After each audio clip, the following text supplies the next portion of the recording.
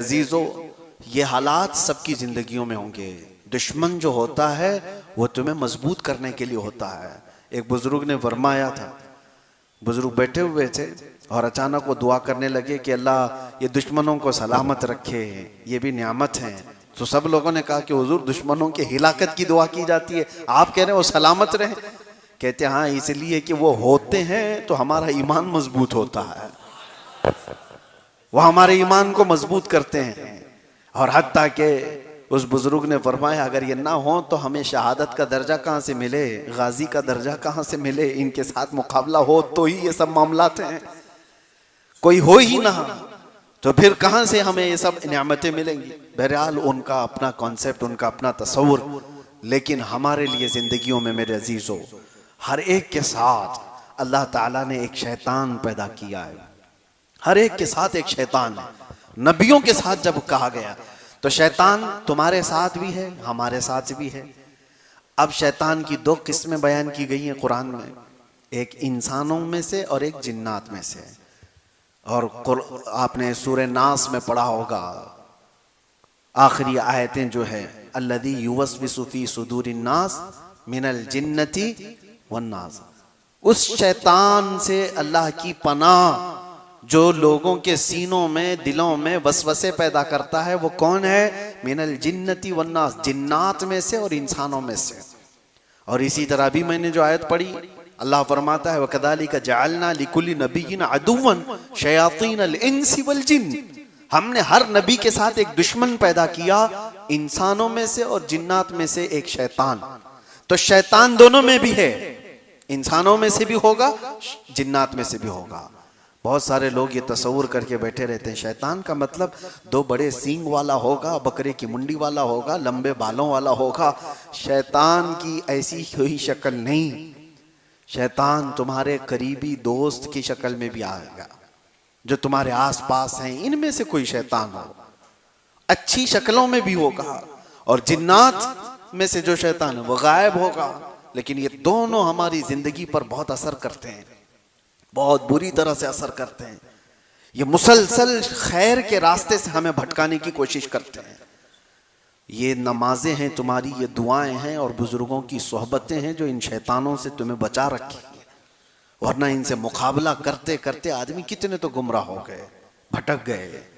कौन है जो तुम्हें अचानक बैठे बैठे बुरी ख्वाहिशात ला करके उस मैदान में ले चला जाता है? वो शैतान है जो तुम्हारे साथ लगा हुआ है। तुम अच्छे भले थे, मस्जिद में बैठे हुए थे, उठ करके गए, फिर खुराफात दिमाग में आई, चलना है फलां जगह पर गुनाहों के अड्डे पर।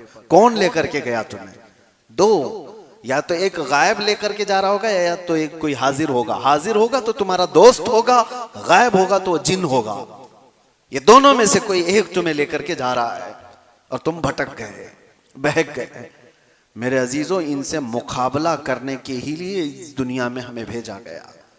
और अल्लाह ताला कुरान पाक में यूं फरमाता है, इहबितू फइन्न लकुम मा सअलतुम।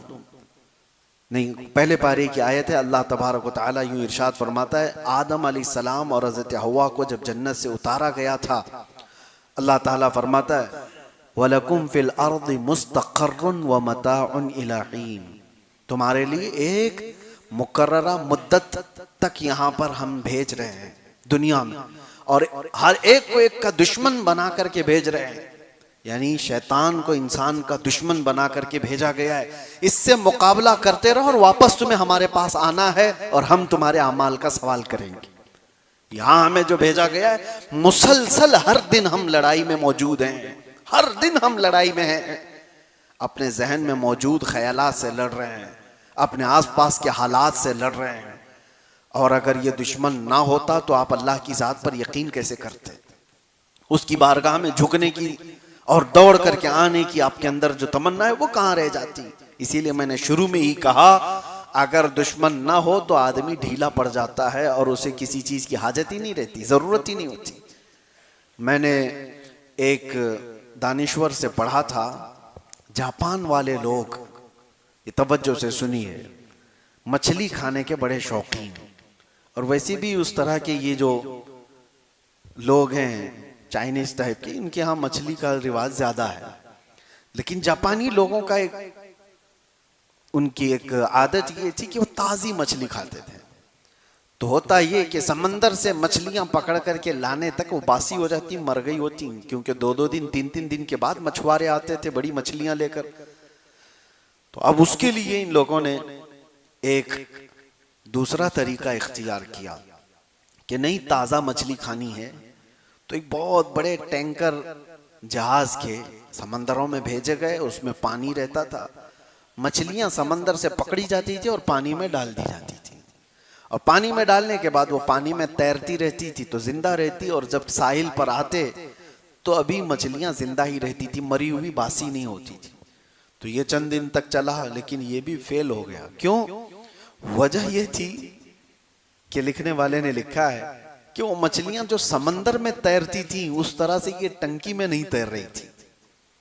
यानी छोटी जगह थी, पानी अलग था, तो वो भी सुस्त हो जाती थी, काहिल हो जाती थी। जिंदा तो रहती थी लेकिन काहिल रहती थी, सुस्त। और यहां आने तक सुस्त मछलियां होती थी। तो जापानी लोगों ने ये कहा कि सुस्त मछलियां खाने से हमारी तबीयत में भी सुस्ती ज्यादा ना आ जाए, हमें एक्टिव चाहिए, हरकत वाली। जानते हैं, उसके बाद उन्होंने एक तीसरा तरीका इख्तियार किया। कहा कि बहुत बड़े टैंकर को तो ले जाया जाता है मछलियां पकड़ने के लिए, अब ये हरकत में नहीं रहती, 1 दिन 2 दिन के बाद ये ढीली पड़ जाती है। तो ऐसा किया गया, एक शार्क मछली को भी पकड़ा गया छोटी, और उसको इसमें डाला गया। और छोटी मछलियां जो है उसी से तो भागती है समंदर में कि ये अपना लुकमा बना लेती है। तो ये शार्क मछली उनको दौड़ाती रहती, जितने खा ली, और जितने बच गए वो साहिल पर आने तक बिल्कुल एक्टिव हरकत वाली मछलियां होती थी, उनको लेकर के जापानी लोग खाया करते थे। तो उस दानिश्वर ने कहा ये वाकया लिख करके कि ये शार्क मछली इसलिए छोड़ी गई थी कि इनको एक्टिव रखा जाए, हरकत में रखा जाए, और ये दौड़ती रहती और जिंदा भी रहती, दौड़ती भी रहती।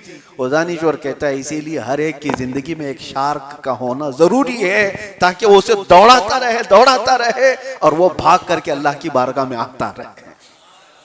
हम सब की जिंदगियों में एक दुश्मन होता है, और उस दुश्मन के होते ही हम लोगों के अंदर अल्लाह ताला की तरफ दौड़ने का ख्याल आता है, रब ताला की पनाह मांगने का बार बार ये एहसास होता है।